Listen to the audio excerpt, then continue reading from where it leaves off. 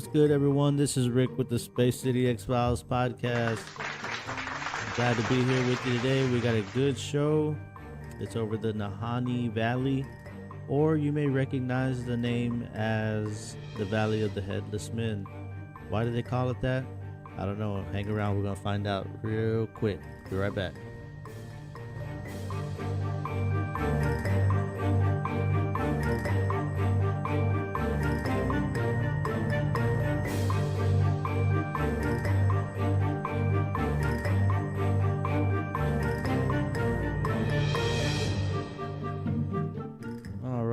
All right. Thank you. Thank you for being here today. We got a good show. I like it. And so I think you will too. But we'll find out. Okay, like we were saying, this is the mysterious Nahanni Valley. And let's kick it off like this. You're standing at a peaceful riverbank in the Northwestern Territories, and in front of you, a beautiful, crystal clear, gleaming body of water. You walk up to the shoreline and dip your toe in, suspecting to receive a chilling shock from freezing water. Only, you find that it's surprisingly warm. How? Well, to answer that question is from the hot natural springs literally running all underneath you. You look up and you see beautiful, tall, majestic mountains covered in green, luscious vegetation that encloses the river from where you stand to as far as your eyes can see. In the air, my God, it couldn't be any more fresher. Now, after witnessing this beautiful scene, could you possibly imagine being in fear of where you are? Well, perhaps if I told you the other wacky little details associated with this area. Let's see if I could sum this up. Multiple murders reported, multiple people being decapitated. Over 44 people have disappeared without a trace, never to be seen again. One case of a woman going insane, last saw scaling a mountainside naked with a look on her face that terrified a grown man so much he hid. Ancient warrior tribes still hanging around the area. And though other tribes who attempted to make the place their home disappeared without a trace. I mean, like everything they built, everything they had stayed behind, only they vanished. Reports of mastodons and bear dogs still roaming the area. I mean, I could go on and on. But I'm going to stop here and I'll ask you again. Would you be fearful of this area? If you ask the locals, they'd probably tell you to run like hell and don't stop until you're completely out of there. This is the mysterious case of the Nahanni Valley, or as it's better known, the Valley of the Headless Men.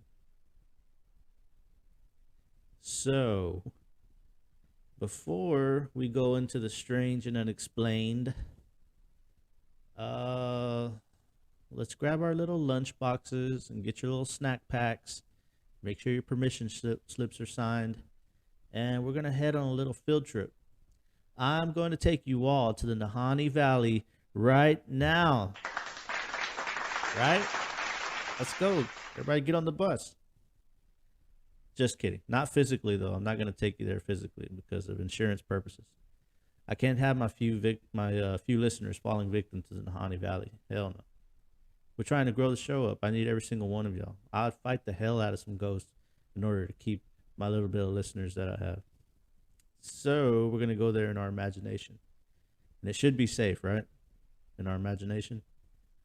So if you skipped ahead and you went and looked up the Nahanni Valley, then you probably came to the same conclusion that I did, which is this place is just absolutely gorgeous. I mean, it's truly a shame that it's haunted as fuck, but I'm kidding.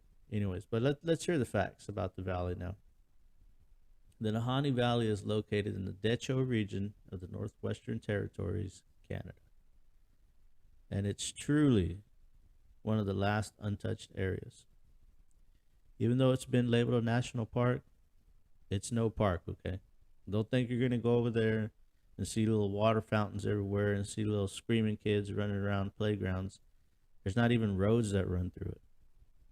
If you want to explore the park, you're going to travel there by boat, plane, or be some super fit cyborg robot that can traverse the most dangerous terrains because that's the only way to get there. And by the way, ask around. The locals would not recommend at all that you try to trek your way into the Nahanni Valley because even the most experienced navigators had fallen victim to the elements already. The closest town would be Yellowknife, which is about 500 miles away. But other than that, it's wilderness.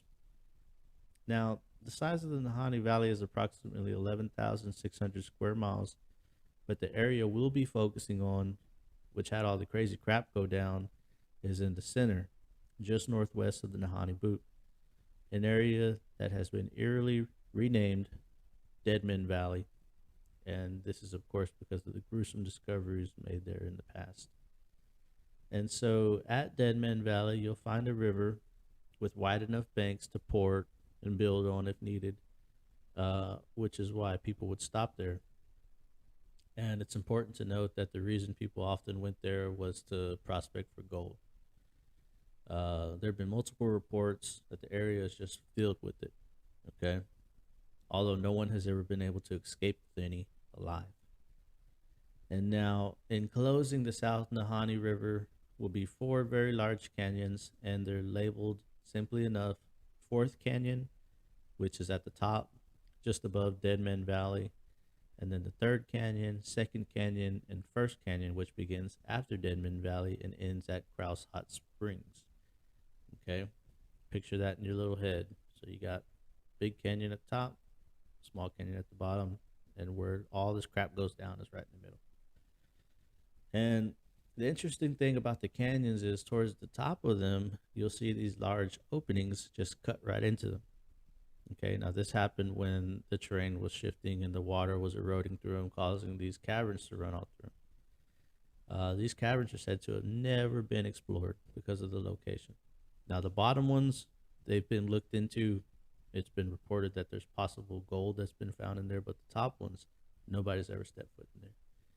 And it's been stated by people who visit this area that while they're traveling through the pass, which is the area between Fourth and First Canyon, they feel like they're being watched the whole dang time by something in those caves. The caverns are completely surrounded by mystery, and it's possible, or it's been called a possible location for the Hollow Earth entrance. So if you know anything about that, you can run wild with that one. If you don't know about Hollow Earth, keep listening to the show because that's definitely on our to-do list. The last interesting geological fact is the Virginia Falls site, which is 2 times larger than the Niagara Falls site. Okay, it makes Niagara Falls its bitch. Standing at a height of approximately 298 feet, towering over the Niagara Falls. That pretty much sums up the way the land is. And this is all important. So, don't fall asleep. Just bear with me a little bit longer, and then we'll get into the real interesting mystery stuff. But one thing else, real quick before we get into the mystery, I need to tell you about the weather. All right, I'm gonna turn into Weatherman Rick with Space City X Files podcast. Gonna hit you with the weather facts.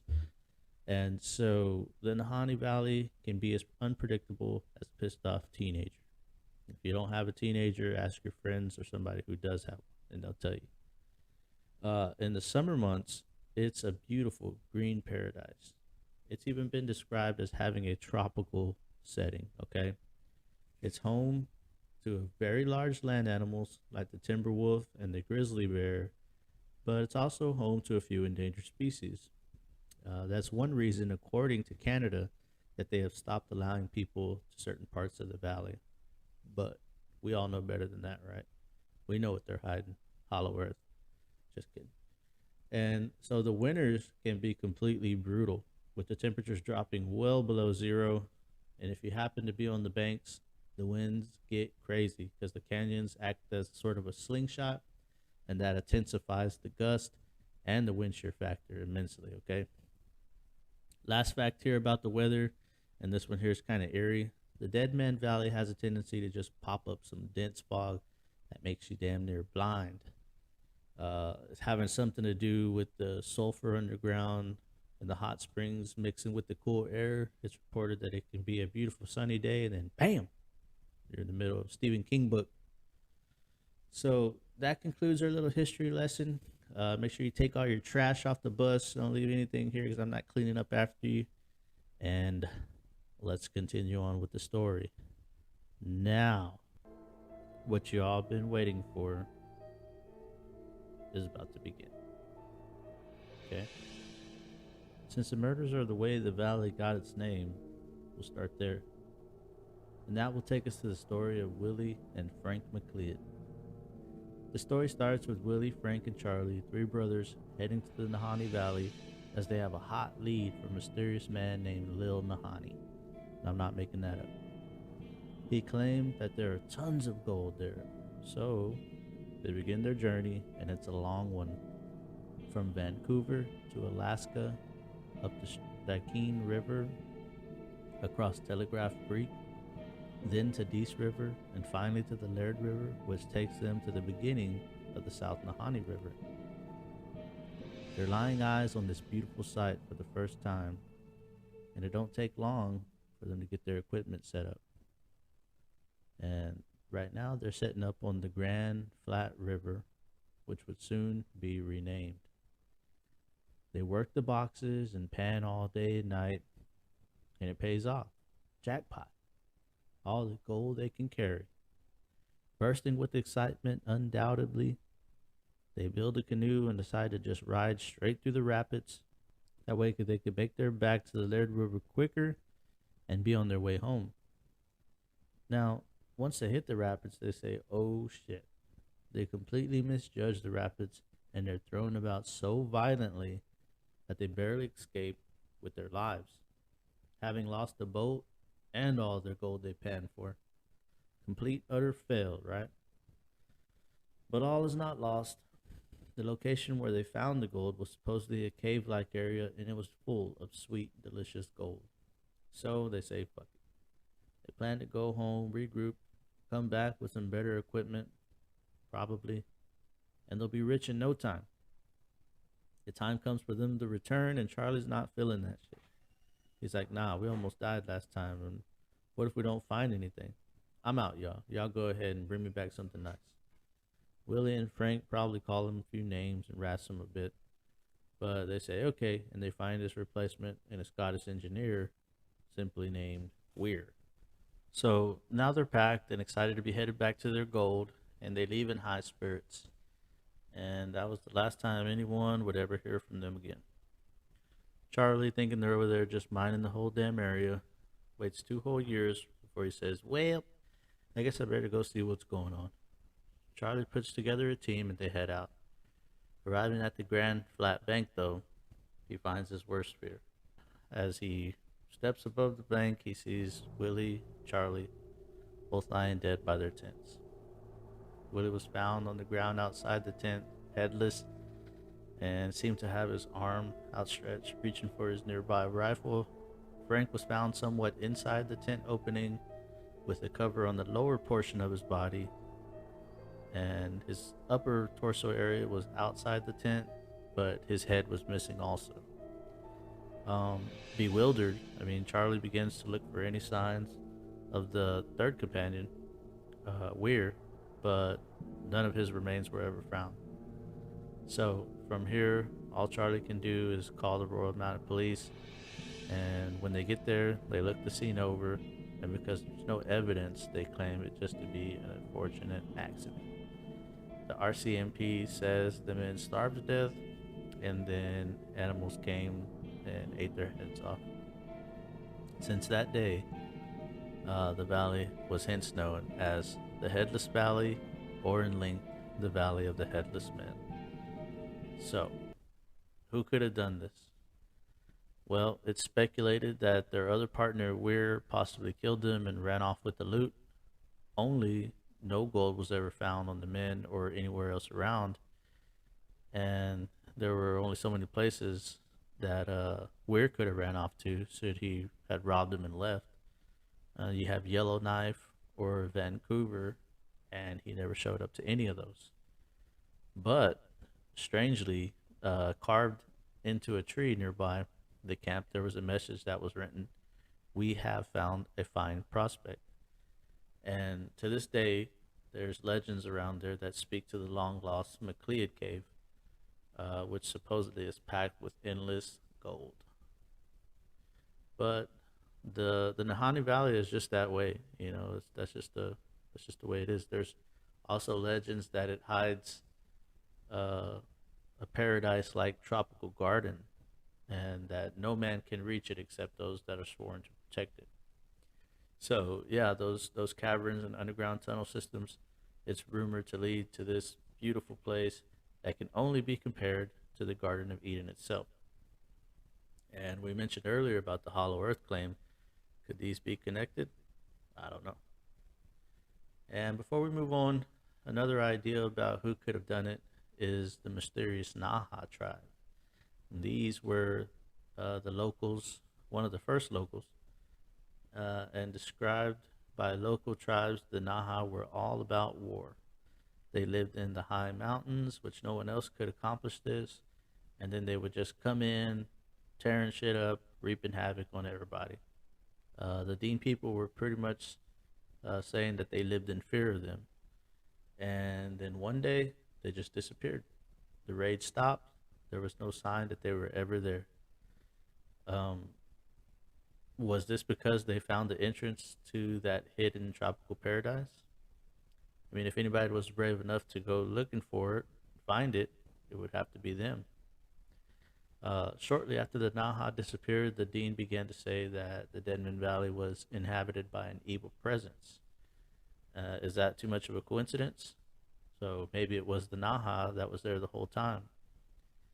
And I'll give you another example of that in another case that we're going to go over in a little bit. So, but okay, so after the McLeods and the warning of evil spirits around, you would have to figure that this would have been enough to keep people from jacking around over there. Well, it did. And the next victim of the Dead Men Valley would be in 1917, a Swiss prospector named Martin Jorgensen. Martin, like the McLeods, was in search of that fortune and found his way to the Dead Man Valley. He was going to strike it rich. But at some point, he did find what he was looking for, because when he went back to the trading post to get more supplies, he sent a letter back home saying that he found gold. He struck gold. But that's where his correspondence ends. He never sends another letter. He just disappeared. But he would soon be found. He would soon be found with his cabin burned down and his body lying amongst it. And if you were wondering, he was also headless.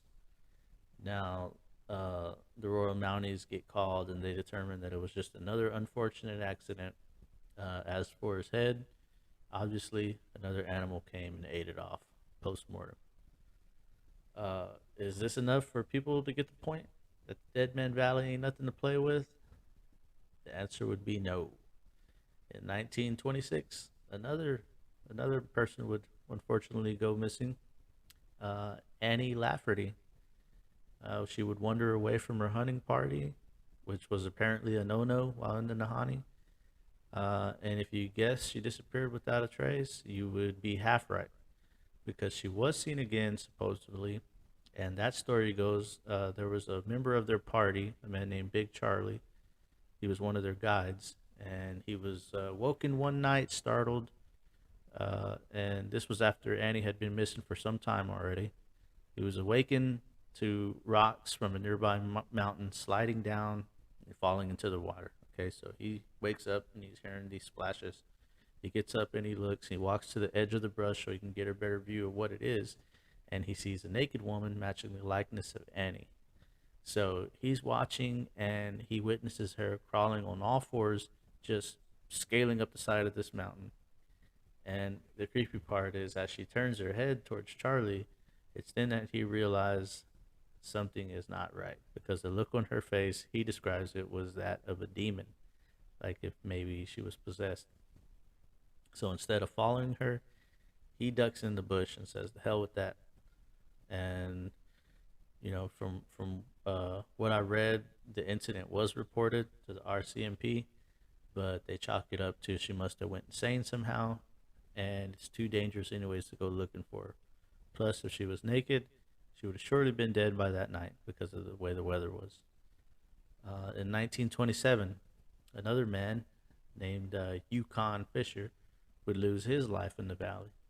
Fisher was a bit of an outlaw. He was already wanted by the Royal Mounties, and with him, it was reported that whenever he would go to the trading post in Fort Simpson to buy materials, he would buy with gold. He was known to carry quite a considerable amount of gold. So Fisher may be one of the only ones to strike gold in Deadman Valley and make it out. Only his greed kept calling him back. Fisher's skeleton would be found on the banks of Bennett Creek, which is really close to where the McLeod brothers were found. But old Fisher got to keep his head. He was not headless.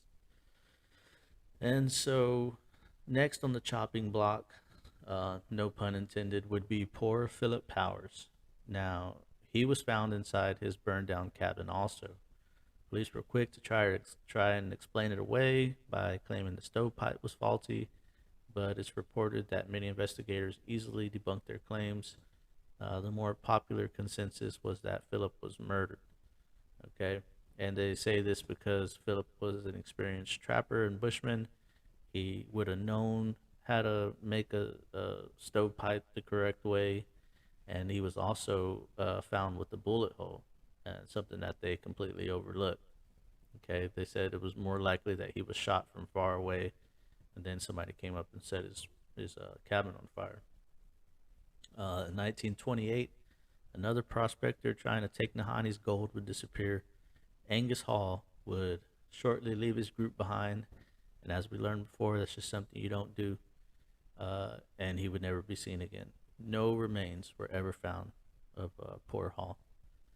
And so, some years later, in 1936, two prospectors would go missing: Joel Mulholland and Bill Epier. Uh, they were dropped off in the bush, and they were working their trap lines, picking up their little, checking their traps and taking the martins or whatever they would catch, and then they would strip them and sell their furs. So they were doing that, and shortly after they were dropped off, the whoever dropped them off came back and made another return to check on them, and they were gone. Okay, and for many years, that same guy looked for them over and over again, but nothing.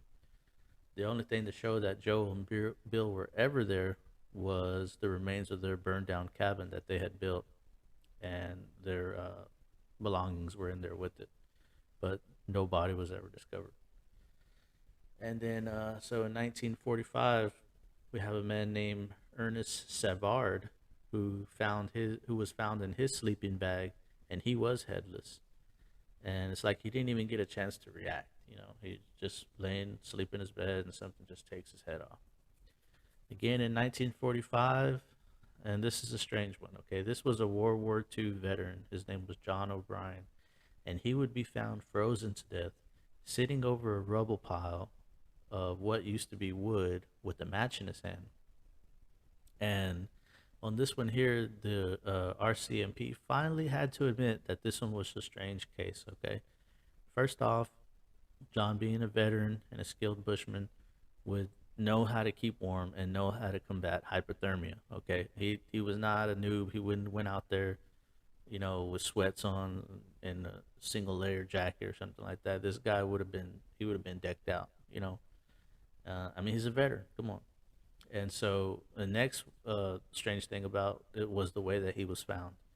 Okay, somebody about to freeze to death. Somebody about to die of hypothermia.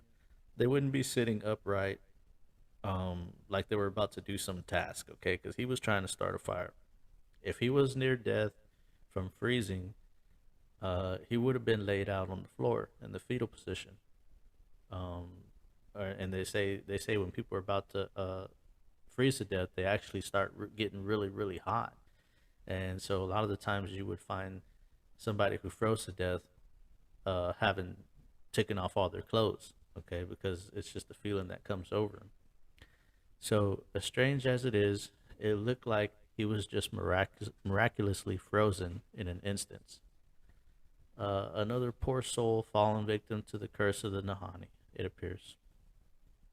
So I myself can't say for certain, but the evidence sure suggests that something out of the ordinary happened there. Okay, the cases continue for years, all following an eerie theme with a couple of slight variations. But as recently as 2005, two trappers went missing from their cabin and were eventually found. One was found in the bush, the other one was found floating in the river. And here comes the old RCMP again, and they claim it to be accidental. But the family is doing their best to get the case reopened, as they're saying that the initial investigation was greatly mishandled, they claim. For one, bullet holes and cartridges were found everywhere. Okay, so they were shooting at the ceiling, they were shooting at the floor.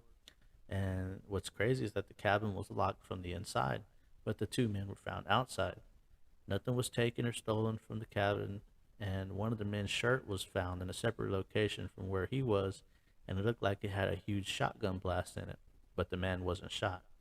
So, I mean, the family felt so strongly that the RCMP had made a mistake that they had their own autopsy performed, and apparently they found something big because they rushed it right over and submitted for the case to be reevaluated. And so far we know now what the Nahanni Valley looks like. We know how mysterious the land is, and we also know how deadly it can be. Now let's go over what could be causing these things to happen. Okay, so we touched briefly earlier on the Naha tribe and how they disappeared supposedly. We even touched on the possibility that they found the entrance to a hollow earth and supposedly housed the beautiful tropical paradise. Is it possible that the South Nahanni River in the Deadman Valley area is the location of this entrance? Given their nature, if something was needed to be guarded, I mean, who better to do it than the Naha? Okay, because these were straight warriors, straight killers. Okay, they were known to have mastered the art of surviving in the harshest elements. The Naha were known to be cannibals also, so maybe that could explain why so many heads were missing. My theory for this scenario would be whatever was in those caves or tunnels or portal or whatever it is, maybe took notice of the Naha, and because of how fierce they were, and then consider the Yukon gold rush was going on, uh, that just happened, and knowing that there would be an increase in adventurers and prospectors, coming soon and more often now, perhaps whatever this thing was made a pact with the Naha that they could live there, and in return, they would be responsible for killing anyone who came close. There was a story one traveler told that I read about being in the woods with this crew. They were doing mapping, I think, of the area, and they made a campfire and was about to bed down for the night when another local Indian from a local tribe came and warned them to take caution in the woods. He instructed them to keep quiet, keep the fire as low as possible so as to not bring unwanted attention, because if what was in the woods found them, they would be in serious trouble. So they do what he says, but even still, something indeed found them. The traveler explained it as an all white humanoid that crawled around on all fours but would not come into plain view. He states that he started seeing them in the tree lines all around him, and all night long he claims they were screaming this god awful scream until daybreak, just howling. And once his story became public, the rumors exploded, and everybody was saying, "Oh, they're skinwalkers." But could it have been the Naha? Maybe they painted themselves all white. They go out there, they start hooping and hollering. I mean, terrorizing these people with psychological warfare would be a good way to leave a lasting effect on those who dare to encroach. I mean, kind of like leaving dead men with their heads missing, laying around. Another case has been made that Sasquatch was responsible for the murders and disappearances. Um, it starts with scientists. They started coming to Nahanni Valley around the 60s as interest spread about this untouched paradise. And it was reported that giant footprints were found, something much bigger than any animal that was known to dwell in the Nahanni could ever make. It's also reported that the Deadman Valley had a tendency to just cover itself in a super dense fog in a matter of minutes. And when that fog came, so would a foul smell. Uh, and at this point, they're saying that, well, sulfur underground has been the reason for that of happening, but it does share a similarity with Sasquatch sightings because people said they would smell a foul odor before they witnessed them. And so it's worth it to note that the legends say Sasquatch was known to be able to bite a man's head clean off, also. Okay. So, and I mean, there's areas of the valley that are so thick and brush that they can't be explored, and they haven't, and they probably never will. And let's not forget about the caverns. I mean, I could definitely see Sasquatch just hanging around in the caverns, just waiting for somebody to come so they can bite their heads off. You know what I mean? But so uh, the feeling that I got when I was doing the research and listening to these whole things, all these stories. Doesn't this feel like the Predator movie? So I guess that would be contributed to like Aliens. Uh, but yeah, I mean, doesn't it feel like Predator? And think about it, so many different supernatural things attributed to this one area, making it a hot spot for activity. I mean, what's to say they all aren't there? It makes me think maybe it's because of what's underneath the ground. Like the Hollow Earth idea. So the aliens are just dropping predators off, and they just wipe people out. Like maybe they did wipe out the Naha, and they just switched their focus after that to prospectors and adventurers. I mean, in the movie, wasn't the predator known for taking skulls as trophies? And maybe that's what he's doing. You got the oldest living predator there, just whooping people's ass. But I mean, I don't know. That's my theory. Just a badass alien predator has been there for centuries, and when he sees a trophy worth taking, he does. So I was reading something on Reddit, and someone else made a good point about the whole head missing idea, and that alluded back to it being the Naha or possibly another warrior tribe. Because people back in the day used to decapitate people, and they used to make a thing called shrunken heads at one time. Okay, and maybe that's why so many were missing theirs. I mean, some tribal Indians in Peru and Ecuador used to make shrunken heads out of their enemies as a way to entrap the person to servitude. Okay, and apparently it was noted that it kept the enemy from ever seeking revenge from them, also. And so I don't know. Let's put two and two together. People from the outside flock into the Nahanni Valley to poach its natural resources for personal gain. People have killed for much less. And so another interesting theory I read that may actually have an argument was the fog. Okay, the fog that people reported. When the fog appears, it's because the sulfur and underground gases mix with the air, causing the perfect storm. So, what if one of those mixtures, or one of the things in the mixture is carbon monoxide, and it's more concentrated than what people know? Okay, if you're subjected to carbon monoxide for long periods of time, it could cause hallucinations. So the guys are there, they're panning for gold, and this fog rolls in. And they're like, whatever, it's just fog. I'm gonna keep going. And then all of a sudden they're disoriented. All of a sudden they're seeing things. And then they turn on each other. One ends up murdered. The other one dies from poisoning. Then animals come and eat the other one's head off. And so it seems like a lot of what ifs, but all of these scenarios have what ifs. You know.